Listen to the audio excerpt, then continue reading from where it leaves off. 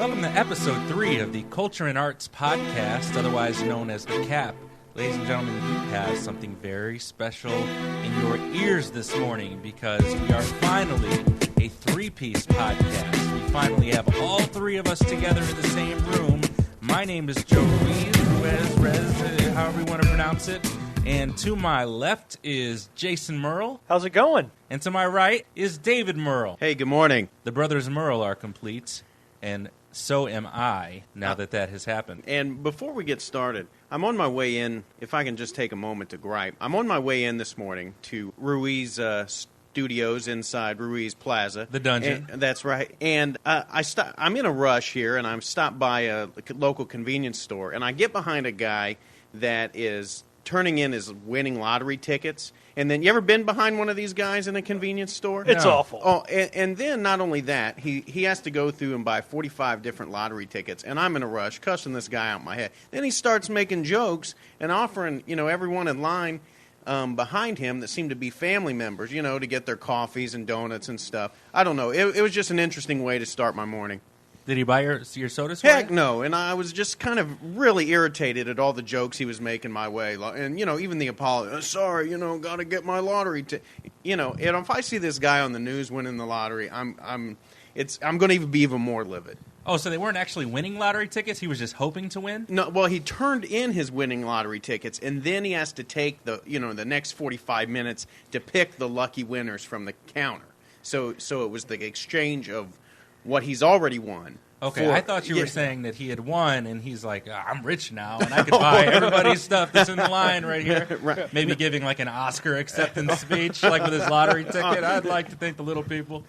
Hey, $50 will go far at 7-Eleven. Right, definitely. Speedway, too. You could, you get the points on your Speedway rewards card for buying everybody's hot dogs in the morning and their coffee, and you're going to be good to go for a little while. That's it. I don't think Speedy points are you're able to cash in for lottery, and I don't know. Maybe I should have told that guy that, and maybe I wouldn't. Well, we're going to go ahead and start the show this morning with an article from Jezebel, and this was one of the most interesting things that we saw all week. There is allegedly a man named Amu Haji, and he lives in southern Iran, and he is 80 years old.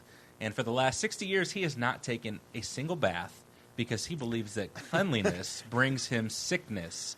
According to the Tehran Times, he lives a nomadic life. He smokes a pipe filled with animal feces. You've got to be kidding. And his favorite meal is a dead porcupine. Now, I didn't know what to think when I saw this. They show pictures of the guy. If you listeners out there have a chance, get on Jezebel and look up this article because they actually show pictures of the man, and he's this very, very dirty-looking old man. He kind of looks like Anthony Hopkins without any teeth and a long Odin beard. Now, here's the thing. The Tehran Times, is that a credible newspaper? Is that, where's that fall? I tried to get on the Tehran Times website to read the full article, but you know how those newspaper sites are. You got to be a subscriber. Right, definitely. Now, any chance, here's the interesting thing. This guy's 80 years old, right? 80 years old. And so, but the record's only now 60 years. And so I don't know what the previous record holder is, but this guy started at 20. So is there a chance that he wasn't smelly kid in class? And it says that he's actually not the person who's gone the longest without showering or taking a bath, that record was held by somebody else, a 66-year-old Indian so man. he's not the record holder. No, it says that the record goes to a 66-year-old named Kailash Singh, and he's an Indian man, and he didn't take a bath for 38 years. Oh, my goodness. Now, I'll never get the name Amu Haji or whatever the name is right. So from hence on, we got to call this man Stinky Man. The Stinky Man. We got to call this man Stinky Man. Now, if you can believe this, the thing that he hasn't taken a bath for 60 years is not the most odd thing about him. I think that the smoking of the feces and the eating porcupine is almost even more bizarre. Yeah. And then he decides to, I don't know, add a little, I think I won't bathe either. Even if the porcupine thing was just like, it's exotic and it's just something I like to eat. Who says, okay, guys, I have found the fountain of youth. Right. I'm going to live to be 80 years old, and I'm going to be healthy, and I'm going to do it, wait for it, by smoking animal feces. Right. Well, the thing I noticed is you see a picture of his cigarettes, and the ash on his cigarettes matches his skin almost identically. Yeah. No, that is crazy. Now, do you think he perhaps lives in a neighborhood where this is considered sophisticated. Like, I smoke garbage. Well, I've been smoking animal feces for years. I mean, is there any chance this is a sophistication Keep thing? it up with the Hajis. Do we need a reality TV show off of this guy on the entertainment? Now that would be worth watching. Now I think there's a chance. Any chance this guy's a Cub fan? And around, you know what I'm saying? Around 1994, he said, "I'm not bathing until this team makes the World Series." You know what I'm saying? I think this guy's a Cubs fan for sure. So you kind of question whether or not he was the most sophisticated person in his neighborhood. And I'm thinking, well, it says he lives a nomadic life. He lives a life in isolation, which means that probably the only creatures surrounding him are the animals, and they're probably all sitting around going, take a look at this guy. Humans are supposed to be so sophisticated, and this guy smokes our crap. Right, definitely. I'm pretty sure he's not the most sophisticated person in his neighborhood, just based on that. Oh, and if you're going to eat animals, porcupine. I mean, you can't cover a squirrel with glass or something. I mean, pork is awful. You're gonna bleed to death. It said he suffered some sort of emotional setback. And No kidding. Yeah, that I can kind of understand, though, because I had a girl once tell me she just wanted to be friends, and I quit using Rogaine. I mean, it really affects you. Right, definitely. What was the emotional setback, I wonder? It was maybe the first time he decided, I'm going to stick this feces in my pipe and see how it tastes. He was traumatized by his own curiosity. I think a porcupine must have stole his shower at the local YMCA. That's about the only thing I can wrap him in. I love reading through the comments. And you just see things like, good God, the smell. The smell must be incredible. I think incredible might be the wrong word to describe. Right. The best comment was one person said, well, if he wipes sufficiently, the smell wouldn't be so bad. Oh, you've got... Wonder how this went over at class reunion. What was there, in his yearbook, most likely to be stinky? Most likely to not take a shower for a decade. Most likely to smoke porcupine feces. Or, I don't know.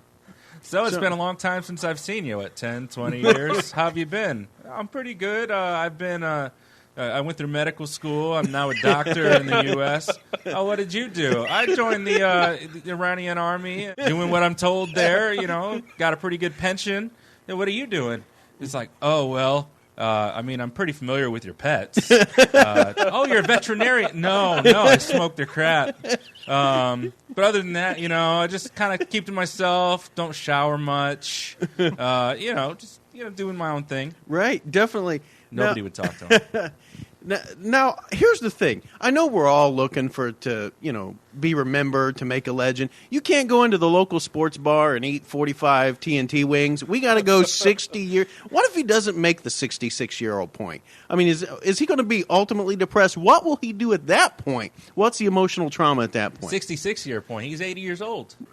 No, I got you, but he has 6 years to make the record, right? Oh, yeah. Okay, I got you. So if he doesn't beat this record, what kind of trauma is he not going to go into? Is he going to add not trimming his toenails? Is he going to smoke his toenails? I mean, where do we go from there? Or what happens if he gets the record? Where do you go from there? Yeah, how often do you add to that? Well, is his intention even to get the record, or is he just a sick man?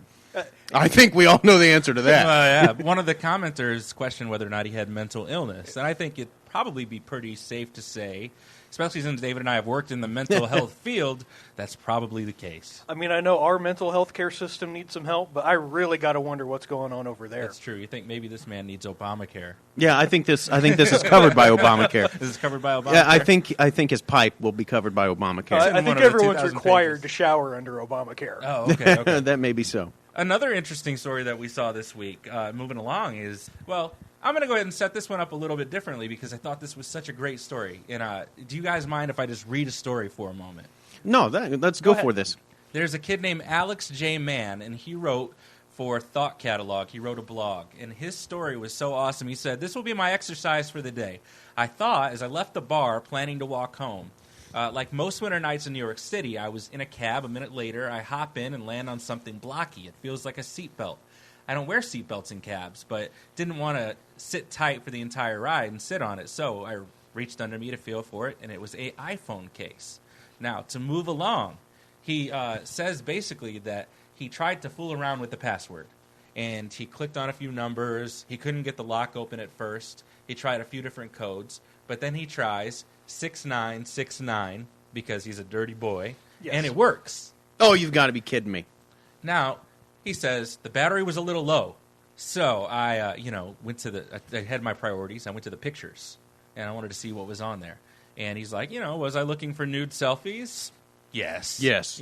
And you can't blame the guy. He starts looking through these things, and he finds a woman with her dog that looks a little bit like Jennifer Lawrence, a very popular actress.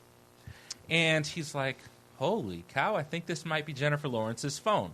So she has a bunch of unread texts, some missed calls, a bunch of emails, and he finds the last person that she supposedly had texted. And he says, hey, I found this phone in a New York City taxi cab. Do you happen to know how I can get it back to the owner? Okay. And the person just happens to be with the owner and says, yes, she's lost it. She tried to call the cab company and everything, and we're trying to get it back. How do we get it back to you? And so they arrange a meeting point, and they arrange a meeting point at this little pizza restaurant. It turns out it is Jennifer Lawrence's phone. He found Jennifer Lawrence's cell phone. Yes. Oh, my goodness. She left it in a New York City taxi cab, and she was worried. By the time that he got it back to her, she's like, you could have sold it to TMZ. You really could, screwed my whole world up. Definitely. What would you do if you found a cell phone of some famous person randomly? How would you go about it? Because you could make a lot of money off of it by selling it to TMZ or some paparazzo. But you could also keep it for yourself as a souvenir. You could try and do what he did, do the right thing, get a brief encounter, and give them their cell phone back. There's a bunch of stuff you could do with it. I must be honest. It all depends on the celebrity. If it's a celebrity that I like, say Dwayne Johnson or Sylvester Stallone, I'm all day trying to get the meeting with those guys, get a picture, to pass down to my children, to blow up, to get tattooed on my arm, the whole deal. I'm doing the right thing. Now, if it's Paris Hilton, Kim Kardashian, or any of those guys, TMZ all the way. I don't care about meeting those chicks. Now, there's probably another third option. If it's anything like Carson Daly, I probably blow up the phone. You would want to tell him that he sucks. Yeah. Oh, yeah. I think I may call him somehow from his own phone and tell him he sucks. Jason, what would you do? I would try to do the right thing and give it back. No matter who it is. No matter who. Paris Hilton. Yeah, why not? Justin Bieber. I wouldn't get any enjoyment out of it, but yeah, I'd probably any of the Chicago White Sox. Oh, now you've got me thinking. Right. Yeah. I think. What about you, Joe? The director of the Green Lantern film. Well, he did The some Silence Bond. The Falls entire upon He us. did some Bond movies that were okay. The entire cast of Glee. Okay, yeah, I would set it on fire then. All right. What about you, Joe? What do you do? I think I'm in your camp. It kind of depends on the actor or whatever, or the musician, or if it's Justin Bieber. Okay, Right. I'm probably going to get on Facebook Okay. or Twitter. I'm going to write several Right. text messages about how I'm coming out of the closet. Oh, I'm definitely. gay. I understand that I've been a douchebag, but it's only been a front for the fact that I'm struggling internally with the fact that I'm gay and don't know how to tell people. But see, the problem with that is if you do that to Justin Bieber, he might egg your house. He Right, might egg your house. That's true. Now, I think Joe wins the prize. I think that the taking over Twitter world from a celebrity account is the win. Oh, that's so hilarious. I think Sinner gets the square. That is, Yeah. I think Joe wins. And then even if they were to get a new phone, they have to come back and try and explain, oh, that wasn't really me. And then everyone gets to speculate, well, maybe he got drunk and just texted the stuff out and then erased it. And Right. What if it was Stinky Man's iPhone? And does he have a Twitter account? I don't know. He should. Year 66 coming approach. More porcupine. I'm sorry. More porcupine for lunch today. I'm sorry. I'm a follower of Stinky Man. He's texting now. I had So- some pushy for lunch. That's porcupine feces rolls. Right. No, but if it was Jennifer Lawrence, though, I am a fan of Jennifer Lawrence. I not only think she is an attractive woman, but she's a hilarious woman. If you've ever watched award shows where she wins awards, I will watch an award show just to listen to her acceptance speeches. Jennifer Lawrence is great. She's done some great Hilarious. films. The problem is there's no chance of turning in her phone and getting a makeout session. No, there's not. Not There's a chance. It's true. And I think there are some celebrities there, maybe. But again, I am the most narcissistic staff on the panel here.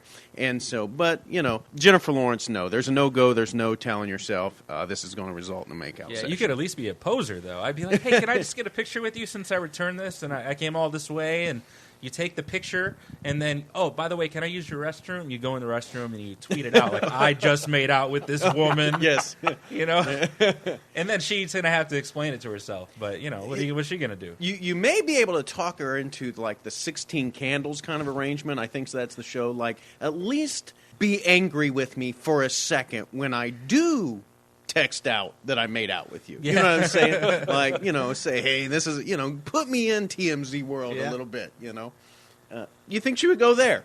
I don't know if she would go there or not. But you know what? If any actress was going to, it's very possible that she would be the one. She seems like a blast. She has a good sense of humor. You know, she'd seem like, that's the crazy guy that found my iPhone. The author of the article said that when he walked into the apartment, she was playing Wii tennis, barefoot in the living room.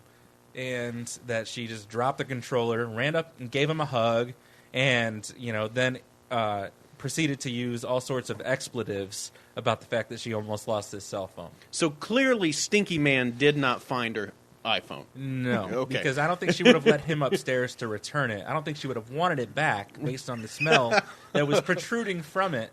And if Stinky Man did have the cell phone, you know, I don't think you could come within a certain yardage of him right. without some sort of mask on. He may have smoked the iPhone. Well, the article also mentioned that she actually sent a friend down to kind of judge the guy out first. So Stinky Man fails right there. Yeah, definitely. But is it wrong? I'm kind of enjoying the fact she was playing Wii tennis. Am I the only one who thinks that's kind of hot? No, that's cool. Is that like a criteria for a Jason Merle female? Wii anything, especially if it's a sports game, is I've never cool. heard of a Wii game being a criteria for hot chick. This is a new one to me. This is new one to me. No, but it would make sense coming from Jason Merle, though. Okay. I think that Wii is a preliminary factor in what's found attractive for a female. So, okay. Any other video games that make women hot? I think any video game would probably get the job done, to be honest. Any video game. Mortal Kombat. She's up there ripping ripping zombies in half. I was never a Mortal Kombat guy, but, I mean, if you're playing Mortal Kombat, you're into the gamer world, so yeah, that's cool. I'm actually more worried about meeting a chick playing Mortal Kombat than Stinky Man. I think that scares me. That scares you? Yeah. Mortal Kombat's a little freaky to me. Now, there was a game, it was kind of like one of those DDR-type games, but it was a song game where you have to, like, sing into the microphone according to the things that are being shown to you on the screen. Right. And it was a Glee video game. Now, if she had been singing to that Glee video game... Yeah, that's not cool. Okay. What if she was playing some kind of baseball game and she was the White Sox? You know I have to go there, right? Every time. Kind of mixed emotions on that one. Come on, you got to choose, man. It's either White Sox or Jennifer Lawrence. Yeah. If you can't say that Jennifer Lawrence is hot, even though she's a White Sox fan, I don't know. I think your criteria for women is too high. Or low, or something. I think she's hot, even though she's a White Sox fan. Well, I don't know if she is, but I'm saying in the scenario, you walk in and he's second guessing it. Can you really rate a person according to the sports team that they support? Is that something that you can really do? I do. Really? Because I look at the spectrum and I'm like, okay, it may make me a bad. Is a White Sox fan. I don't really like him, but Jennifer Lawrence, I really like her, and she's a White Sox fan. She must be doing something right. She might change my opinion of White Sox fans if she is one. But okay, well, that's good to know. Yeah. That's good to know. Yeah, I don't think you can judge women by the sports they wear, by the sports teams they root for. I do think, though, that when you go to a sports game and you see the women wearing the sports teams, that's about the hottest things you can come across. More so than Wii tennis. Oh, yeah? More so than Wii tennis? Yeah, I think so. That's a big statement. Are you all about Wii tennis now as well? You joining that? This hour brought to you by eHarmony. Ladies, for those of you who are single and listening to the podcast today, Jason Merle is available. And he likes long walks on the beach, ladies that play video games, and who are preferably not White Sox fans, who would give their celebrity cell phones back to the user rather than selling it to TMZ for a high price. Or tweeting from their accounts, I would do all day long. That's the summary. eHarmony.com, like I said, sponsor of this hour. Next, we are going to move on to something that Jason had brought to the table, something that a lot of people are really excited about. Jason, why don't you go ahead and introduce this piece? Well, the website for The Hollywood Reporter has information on the upcoming Episode 7 of the Star Wars films. They're reporting that they've been meeting with different actors about roles, and I thought some of the names were worth mentioning. And there's also a clue as to a possible plot point in the film. But some of the names that were mentioned were Michael Fassbender, who I'm a huge fan of. He played Magneto in the last X-Men movie. He was in Prometheus. I think he's a phenomenal villain. Sorry, I had to wake up there for a second. Go ahead. Yeah, go ahead. David Murrow is the anti-nerd for those of you who are on the show. That's just kind of who he is. So when Jason and I start talking about Star Wars or Star Trek or superheroes, you can always expect that kind of comment from David. No, I just thought he said Prometheus or something, which I think is what Stinky Man calls his porcupine pipe or whatever, So anyway, but go ahead. And then another name mentioned was Hugo Weaving, who played Agent Smith in The Matrix. He plays a lot of Lord Elrond and Lord of the Rings. a lot of tough guys. They said he's meeting about an Imperial Guard or some Imperial role. Now, Hugo Weaving and also V for Vendetta, he played Guy Fawkes. Mm-hmm. He has been in the Lord of the Rings trilogy and the Matrix trilogy.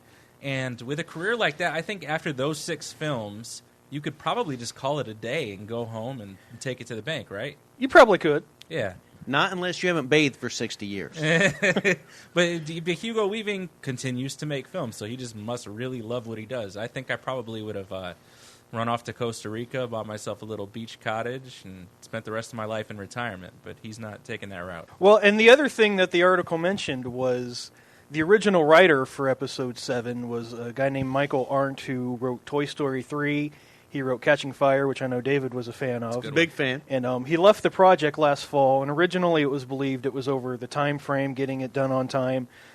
This article mentions that they actually think it was a difference on who the story should focus on. He was writing a script that was focusing on the offspring of Leia and Han and Luke Skywalker, and the article mentions that J.J. Abrams wants Episode 7 to focus on Luke and Leia and Han, and then let the offspring kind of take over in Episodes 8 and 9. I didn't know if you guys had any thoughts on that.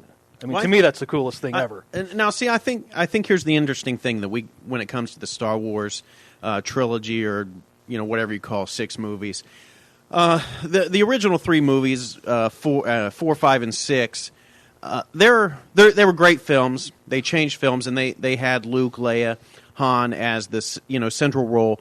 But here's where we're at. We have to come up with a film that captures the interests of today's audience and reboots Star Wars in and of itself. But in addition to that, we can't isolate the fans that have built this franchise and what they would want. So there's multiple ways I think you have to do that, or it's at least I guess what I'm saying is it's tricky. That's a tricky question. Do you go ahead and reboot, you start over, you start with Offspring, or do you include? And I like the idea. I'm a fan of let's at least build from these central characters and move on.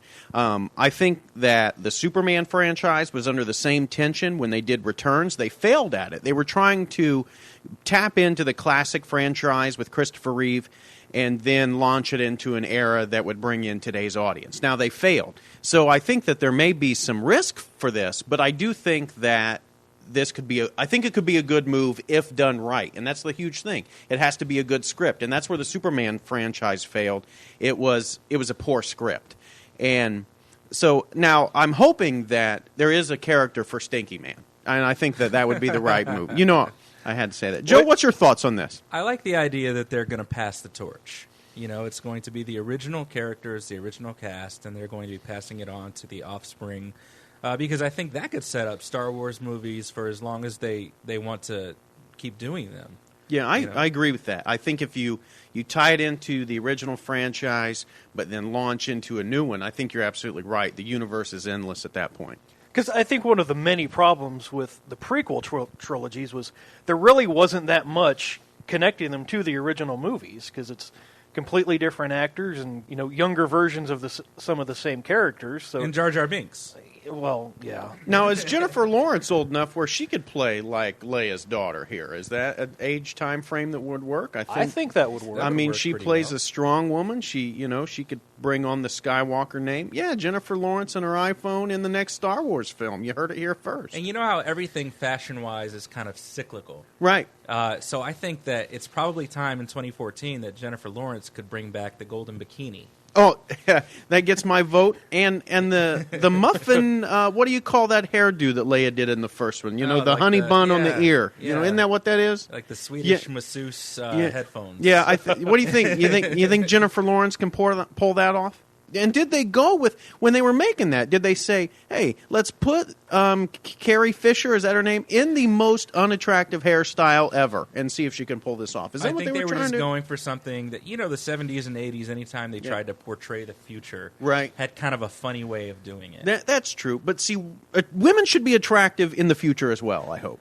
You're absolutely right. However, you have to go based off of the assumption that what's found attractive in the future is going to be different than what's found attractive. And that's a true statement. I mean, if you look at the big hair and the Aquanet and the curls with the acid wash denim that was attractive in the White Snake videos of the 90s or the 80s, that's not exactly what's hot these days. True, but here's the thing. Princess Leia could still be attractive in an 80s haircut, but the honey buns on the ears, I just don't think it's going to take off. It's 2014. The Cubs still haven't won the World Series, and honey buns aren't being worn on the ears. This is true. Jason, what do you think about the honey bun look? I was never a fan of it. Plain and simple. I think you guys have covered that pretty thoroughly. No, but I mean, all right. So, I mean, why is this important to diehard Star Wars fans? It's important to me because we're not going to have Padme. We're not going to have Natalie Portman, who I love, but I didn't love her in the Star Wars prequels, going, oh, Anakin, you're breaking my heart. I'm glad to not have to relive that segment of the trilogy, but I'll give Natalie Portman a pass. That's just all I'm saying. She was awful. I'd like to find her iPhone if I could. She would be.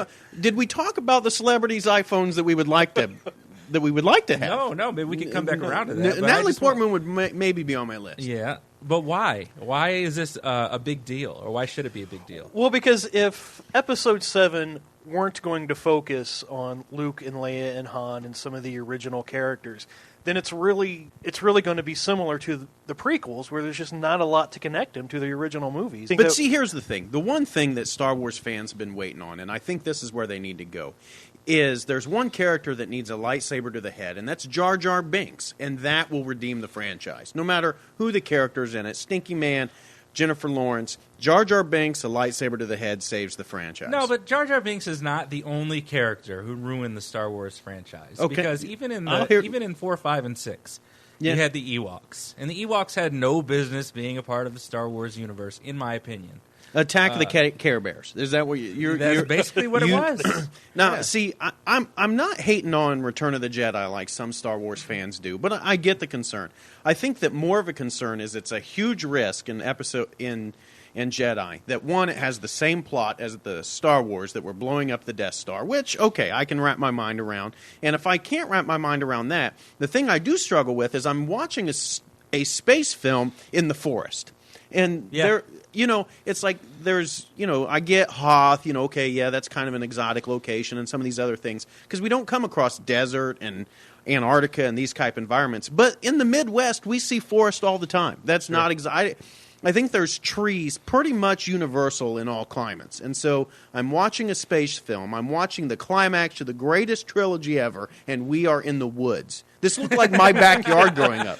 Now, I think growing up, I went to it was great as a kid because I could go in my backyard and be like, look, I'm on a speeder bike fighting Ewoks and stuff. That was incredible. But I think that it was a risk. Only George Lucas could pull it off. Well, I'm thinking with CGI and the kind of the strides that we've made in special effects, if you look at like Man of Steel, right, and how they portrayed Krypton, we're able to portray alien planets a little bit more specifically than we were in the 1970s. That's going to, I think, come to play in the next movies. That's true. Now, I did like about the Star Wars films that they chose those different environments. They chose, an Arctic environment. They chose swampy environments and desert. That was a pretty clever way in talking about, especially in a day where special effects weren't as what they are today, computer, where you can just create all kinds of environments. You could mix those environments or whatever. I think you're right. I don't know if we captured Stinky Man's environment. I don't know if we can catch that on CGI. No, we don't want to go anywhere near that environment. Do they smoke porcupine feces on Dagobah? I think that Yoda is very similar to Stinky Man. I mean, do you think Yoda's bathed in 600 years? I mean, do you think Yoda found Jennifer Lawrence's iPhone? Too bad I don't. Oh, love it. Busting out Frank Oz. Now, is Grover and Yoda, do they have the same voice? Do Grover. I think it's Fozzie Bear. Wait, Fozzie Bear. Grover's pretty close to Yoda as well, right? Now, these are the questions that need answered today. These are the questions. Frank Oz, he's still living? Frank Oz? So, Jason, I love my Muppets. Can I sing Rainbow Connection? I'm sorry. If you must sing Rainbow Connection, feel free.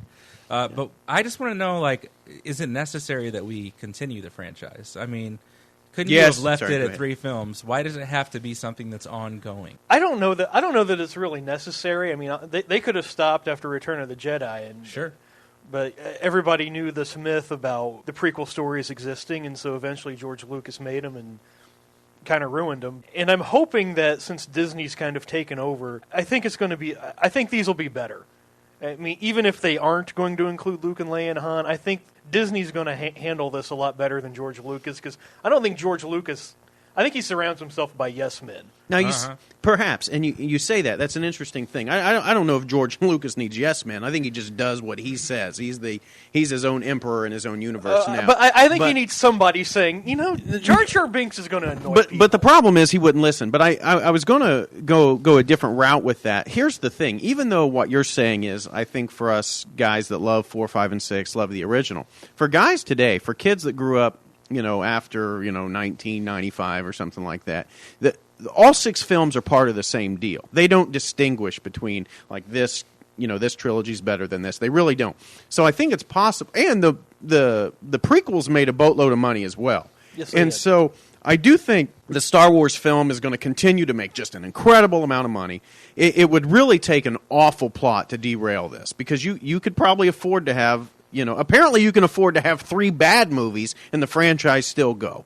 Do you agree with me that there were 3 bad movies, by the way? Is that a truth? I would say 2 bad movies, and I think Episode 3 was decent. Decent? Okay, so we can make a decent movie and 2 bad movies, and they just make a boatload of money. Well, I think the key thing you said there was they made a lot of money. Yeah, and these films are going to make a lot of money, and they're they'll be record breakers. So they're cash cows. But this goes back to a conversation Jason and I had in week 1, where it's we were talking about Michael Bay, and is it an excuse just because something is going to make a ton of money to continue to reduce or extend a story as far as you can possibly extend it? And I don't know. Like Avatar just announced that they're going to make 2 more movies, and Avatar 1 was terrible. That's where I was going. I mean, you're absolutely right. Avatar was an awful film, but the highest-grossing film of all time. I don't fathom that at all. Yeah. I really think it was the cool special effects that drove people. It was the first. It wasn't the first 3D film, but it was the first incredible 3D film. Yeah. And so I think people flocked to see that, and it blurred that it was the Smurfs. Yeah, visually it was stunning, and even the 3D movies I've seen since then have been lame. Yeah, and I know with The Amazing Spider-Man, Mark Webb, the director, said he had talked to James Cameron, and he was going to attempt to get the 3D in Spider-Man to jump out more than anything we'd ever seen, and it wasn't anywhere close. Yeah, I normally don't waste the $45 for the 3D glasses when I go and see a film, but when I went to see Man of Steel, I thought, man, if I can see Superman flying out at me or catching Lois right in front of me, I got to do it. No, nothing. It wasn't worth it. No, it wasn't worth it. It's never worth it. It's never worth it. And when it is worth it, it's an Avatar, and you have to wake me up. It's a terrible movie. It's an awful movie. Yeah, the story was just awful. And it's not worth it to me. 3D's not that cool that I put up with a bad movie. So that would be my take is, even though I'll probably watch the films at some point, especially depending on how they're received critically and whatever reviews I can get out of YouTube. But I just don't think that I'm going to be at the movie theater watching it. I'll probably watch it on DVD. And I can honestly say that I'm not that excited about it, because I feel like sometimes you just have to let characters of a certain series or a certain story be done, because too much of a good thing is inevitably a bad thing. Now, see, I'm going to go different with you. I'm probably still going to be at midnight, at the midnight showing of Episode 7, 8, 9. I mean, they would really have to screw it up for me to give up. But you did that for Twilight, so I mean, that's not saying too much. Well, you bought the tickets. I mean, come on now. I can't turn my fellow podcaster down when he buys movie tickets. So. But to kind of touch on Joe's point, I don't think it's so much that they're making 7, 8, and 9, But on top of it, they're going to make individual movies for certain characters in between those. So there's actually plans for at least 5 more movies here. Is Stinky Man one of them? Not to my so knowledge. they're going sort of the X-Men route. Yeah, supposedly we're going to see episode 7, and then the following year there'll be like a origin story for Yoda or Han. They haven't actually confirmed who, but Oh, wow. Yoda, Star Han, Wars and Origins yeah, Yoda. Right. Han, and Boba Fett are the 3 biggest rumors Yeah. as far as the individual films. But Those would be the ones you would want to go with, I would think. I personally wouldn't care. Really? Yeah, I Okay, you brought a Star Wars article to the show today, and now you're saying you don't care about. I these wouldn't. I characters? wouldn't care about the origin stories all that much. Really? Yeah. That's interesting. Moving on, Idol's back on TV. New season of Idol. Yeah, I'm not so thrilled about this new season of American Idol. Oh, so Harry Connick Jr. and bringing J-Lo back is not enough to get you. Listen, I think Watching- J-Lo is an attractive woman, and I think Harry Connick Jr. is very talented. I'm just not too impressed about the idea of another season of American Idol. I think that dog's been beaten. Yeah, I've watched a little bit of it this week, and I like Harry Connick Jr., but I just haven't really been blown away with the singers. So, all right. They've produced some incredible music acts, though, and I found an article recently online that talked about the top. Let's see, we got the top 6. You know what number 6 is? Fantasia Barrino. I know that. I know that's Jason's favorite. Yeah, I And, had to take a year-long break from American Idol after she won. I was so upset. All right, so you skipped the next year because of Fantasia.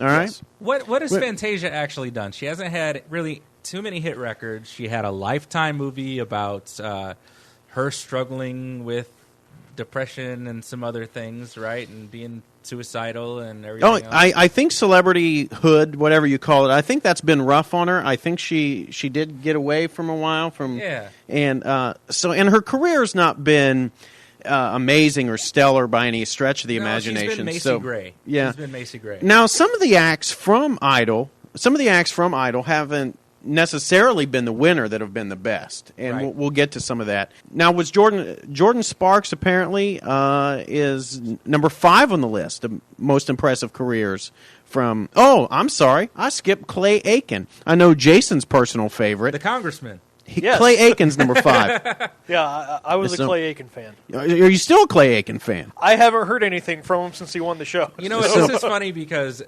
week 1, when it was just me and you, Jason, Yes. and when David listened back to the podcast, David said, I have a hard time believing that Jason is picking on my taste in music, Right. but he rooted for Clay Aiken. Right, that's what how I'm the saying. comment went. I listen to top 40 music apparently, and then you're a Clay Aiken fan. Back to All number right. 5. Number 4. So now we're on number 4. Jordan Sparks. I think she was a winner. I don't follow her music. Pretty impressed. So far, American Idol's not produced some guy. If these are part of the No. top, I wouldn't. The music industry wouldn't miss much if we were absent Clay, Jordan, and Fantasia. A lot of these things are, the winners. It's like you're throwing things against the wall and seeing what sticks. Right. And that's True. what's unfortunate. And American Idol has been especially guilty of that because they've gone on for so long. Right. I right. think if they would have gone to maybe season 4 or 5 and then called it quits, Mm-hmm. I think the world could live without David Cook and Chris Allen. Right, right. Maybe Adam Lambert or something, even though he's pretty talented. Yeah, Adam Lambert's pretty good. Now, is there anyone that was on Idol that, let's say probably didn't win, that you just still are kind of rooting for? Like, man, I would love if they would just, bust out and produce some great music. Season 3 Yeah. had a guy named Mario Vasquez. You love him, huh? And he quit the show, Yeah. and he was given a record deal right off the bat. The record that he put out had songs co-written by Neo and some other people, Wow. and it was a good record. And then it didn't sell well, even though it was a really good record. And we never heard from him again. Even if you go to his Wikipedia, there's no news on him. It's like the guy fell off the face of the earth, and he was so talented, I would have liked to have seen some more music from him. Now, see, I have a few. I like my top one. I'll say though is I'll never pronounce her last name right, but her first name was Allison Hadiichi, or I don't know. Irahita. Oh, yeah, Irahita. There we go. Joe's going to correct me. He's got it every time. I get that. He follows the music scene hard. But she was an incredible voice. I love the music she produced. Or not produced, but loved them when she sang. She had good takes on the song. She had a good edge to her. Yeah. I was kind of a Justin Walrini fan, but that comes from my top 40 side. And then I think that there was another one, but we can move on. All right, this next guy, number 3 on the list, I think is a great artist, Chris Daughtry. You guys Chris Daughtry fans? Yeah, I'm a Daughtry fan. I've got most of their records. I think that the music industry would be missing something without Chris Daughtry, though. And yeah, well, definitely on the rock side. The only thing that I hate is that when he came in, he took so much advice from Nickelback. Right. And I know that you and I would probably get into a disagreement on Nickelback. Right. But that's not the guy that you want to listen to. I mean, they put out some radio singles, and they're pretty successful on the top 40 scene, but I think Daughtry could have done it by himself without taking so much advice from that guy. No, I get you. Daughtry has a lot of talent, and you're probably right. He probably didn't need to pick Nickelback's mind, but Nickelback has a lot of hits. I mean, I don't know if we want to go off that bunny trail. When did everybody turn on Nickelback? Because there was a time that they were accepted, and now they're almost in a Justin Bieber category on the internet. They get so much flack. Yeah, people are hating on Nickelback. I hate on Nickelback because they went so... When they first came out, they were a legitimate rock group, and they had their first single was called "Leader of Men," and it was a rock song, and it was like a Pearl Jam for the modern age. Okay, and then all of a sudden, 10 years down the road. How did your eyes get so red? And what the hell is on Joey's head? And it's like, these are the lyrics that you're putting out on the radio now. You are not an acceptable and legitimate rock band anymore. But you know what? Here's the deal. You're listening to the radio. A Nickelback song comes on, and it's going to be good. There's no doubt. No, it's going to be catchy. And like we've said before, catchy and good are not always the same thing. Photograph. Your argument is invalid. I love me some Photograph. It's like a class reunion to lyrics. It's like a class reunion to music. So, I hated my class reunion. So you say Photograph. I think Def Leppard. So I go that far back. But do you like the Taylor Swift version of Photograph, though? I didn't know there was one. Well, she did. What was that show where rock bands and country music they would Crossroad. mash up? Oh, Crossroad. Crossroad. Yeah. And so that was actually a great episode when it was Taylor Swift and Def Leppard. Anything Def Leppard is going to be good, though. I would watch them on Blue's Clues. You know, we just got a letter. You know, I just think I would watch them on Blue's Clues. So.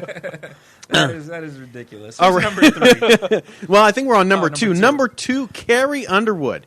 Taking country music by storm. I think the music industry would be missing something without Carrie Underwood. Great. I think there's a huge gap between 2 and 3 here. Oh, seriously, you're loving on Carrie Underwood, but Daughtry, there's a gap here. Not. I guess I didn't pick up that you're hating on Daughtry. I'm not hating on Daughtry. I don't think there's anything all that special about him. Okay, because I think the gap comes to 4. I barely remember who number 4 is, and I'm reading the article. I mean, so I will give Daughtry credit that when he won and he got his record deal, he brought his band. He didn't win. He was number 3. He brought his band with him. Oh, you got to give him credit. I give him credit. And don't you think there's something to it? Wasn't he working in a paint store, Ace Hardware, something like that? Yeah, and on a personal note, one of the things that I really like is that after all these years, he's still with his wife from prior. You know, it seems like a lot of that you can get around some of those people in Hollywood with all these like super attractive fake women. And you might let the fame get to your head. But he didn't do that, and he's a loyal, monogamous guy. Now, what's it say that we're supposed to be talking about Carrie Underwood, and we get back on Daughtry? But let's talk about Carrie Underwood for a second. What's your guys' thoughts on Underwood? The hills are alive with the sound of music. You're not like... Did you like the version of Sound of Music? No, I thought it was incredibly cheesy. I mean, I thought the idea of it was good, that they were going to be putting on a live act, you know.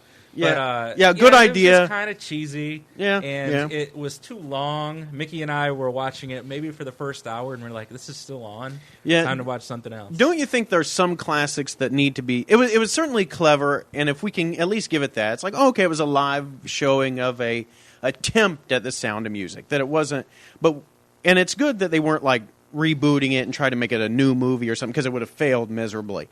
But Do you think there are some classics that ought just be left alone? Like, what if they came out and said, "Hey, we're going to remake The Wizard of Oz," or do you think there's some things that need to be left alone, and does Sound of Music fall into that? I don't know about Sound of Music. I think it's hard to redo a musical, but I know to kind of add to your point, a few weeks ago there was a big rumor on the internet that they were going to do a sequel to It's a Wonderful Life, and everybody just went ballistic. Oh yeah, that's a bad one. Some things need to be left alone.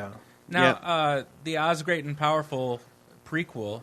I thought was just fine. I didn't have any problems. No, with that. I think it was fine, and it brought a new audience into the Wizard. I don't want to say new audience. I mean, everybody loves Wizard of Oz, but it had a different take. Yeah. But what they didn't try to remake it. They didn't try to say, okay, who's going to play Dorothy? Is Jennifer Lawrence going to play Dorothy with her iPhone Toto? Jennifer Lawrence getting some love on the program today. Right.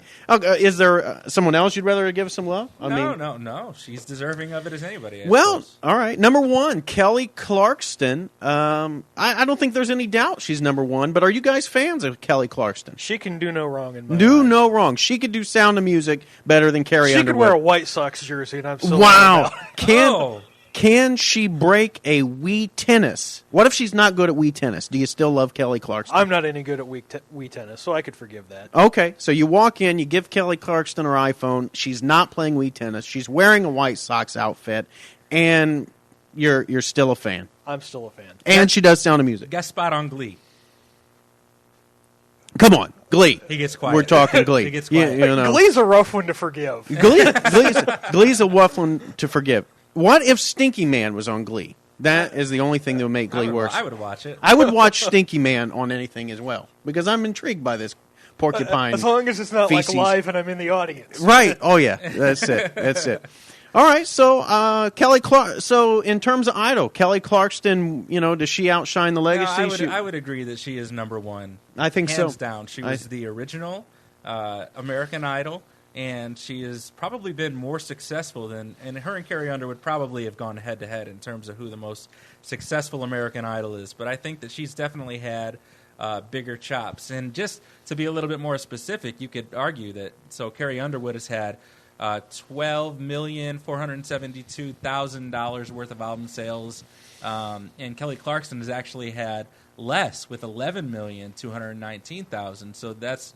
Even though Kelly Clarkson's considered number one by Billboard, okay, and there's some other things, it seems like Carrie Underwood has actually made more in album sales. Interesting. All right, but Kelly Clarkson is the original. You can't really take that away from her ever. Right. If you're the Kelly Clarkson of an industry, if you're the Kelly Clarkson, when Kelly Clarkson won American Idol, Ryan Dunkelman was still a host. No kidding. Whatever happened to Ryan Dunkelman? I actually saw him hosting some show called Skyball, and it was like it was almost like handball with a plastic ball. It was supposed to be like this really strange tournament.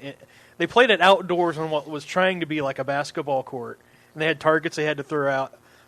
And it was awful. I felt bad for the guy. I heard a wrench, you can dodge a skyball. I heard right. I heard that Ryan Dunkelman got fired from Idol for smoking animal feces and eating porcupine. I think that's a good reason to let go of somebody. I think so. Is he Stinky Man? I've never seen the two in the same place. Has it been 60 years since American Idol first started? But was he in the middle? I don't know. So. Well, that will probably wrap up the show for today. But before we do, we are going to introduce a new segment, in which we will do every week, which, this segment is called Tip the Cap. And it was Jason's idea. And basically what we're going to do is each of us will pick one person on a weekly basis, and we will tip the cap to them for one reason or another, and we will give a brief explanation as to why we chose that person. So I guess we'll start out with David.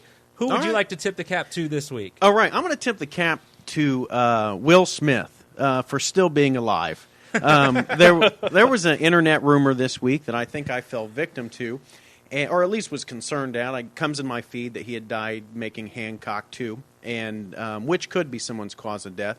And I get that, and my heart just stops. I'm a big fan of Will Smith. And so I thought, in terms of tip the cap, I'm going to take this week and kind of pay tribute to his career while he's still living. We normally don't do that. But I loved his music. If I found his iPhone, I would beg him to put out a new album. His music I think, was great. He was a great rapper, puts out great movies. The Fresh Prince of Bel-Air was a decent show. I tip the cap to Will Smith for still being alive. Jason, how about you? Who are you going to tip the cap to this week? I'm going to tip the cap to Indiana Pacers coach Frank Vogel. He was named coach for the Eastern Conference All-Star team. First time in 10 years a Pacers coach has had that honor. Nice. Right. I am going to go ahead and tip the cap to Jar Jar Binks because we've had this Star Wars conversation, and I'm probably the last person who's ever going to give him kudos, and it's probably the last time I'll ever give him kudos. Are you for ever existing? Are you a Jar Jar Binks fan? No, not at all. Not at all. I just know that these movies are going to be made, and because us fans made such an outrage about him being in a previous film, he probably is not going to show up. So I'll consider my tip of the cap this week to Jar Jar Binks kind of an R.I.P. Okay. May he rest in peace. Okay, so we're thankful that Will Smith is alive and thankful that Jar Jar Binks is dying. Yes. So, and then also have the Pacers coach. Yes. If I had considered tipping the cap to Harry Connick Jr. this week. He's on Idol, but more than anything because he provided the soundtrack to my high school makeout music more than any other musician. And so you made out to Harry Connick Jr.? Oh yeah, you know that song. I love you. You don't need me singing, but I don't even know the name of that song. I really don't know the intro, but that was the that was the soundtrack to my adolescence, as you can tell. Interesting choice. I would have guessed you were like New Kids on the Block. Maybe, I love the New Kids. That's the right stuff. But you can't make out the New Kids on. You can't make out the New Kids on the Block. Did you make out the New Kids on the Block? No, but I was like 4 when the New Kids on the Block were popular. Right? Yeah, there'd be more problems. That would be awkward. So, what do you think Stinky Man made out to? What's the soundtrack question. to his life? What kind of Jason? You have any ideas? I have no clue. Is he watching American Idol? I don't know. I don't know. I think, ironically enough, the Stinky Man was probably watching American Idol. He says, 11 seasons of this show, that just stinks. I'm not taking a bath. And on that note, we tip the cap to you, and we wrap up episode 3 of The Cap, the Culture and Arts Podcast with Joe Ruiz, David Merle, and Jason Merle. And we will see